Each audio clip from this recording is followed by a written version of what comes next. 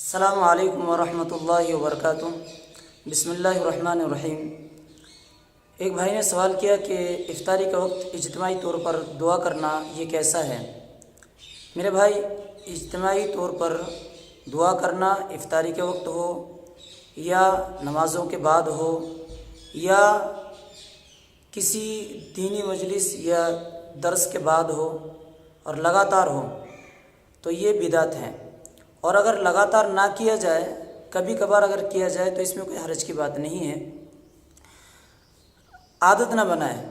لیکن مسئلہ یہ ہے کہ اگر آپ ایک دفعہ اجتماعی طور پر دعا کرتے ہیں تو لوگ پھر دوسرے دن بھی دعا کرنے کے لیے کہتے ہیں، تو اس لیے بہتر ہے کہ انفرادی طور پر ہی رکھا جائے، اور اگر ضرورت پڑ جائے، کوئی ضروری کام ہو، دعا کرانا ہی پڑ جائے، تو کبھی کبھار کرنے میں، افطاری کے وقت ہو یا کسی اور وقت میں، اجتماعی طور پر دعا کرنے میں کوئی حرج نہیں ہے۔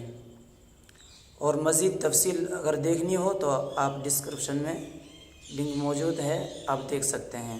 السلام علیکم۔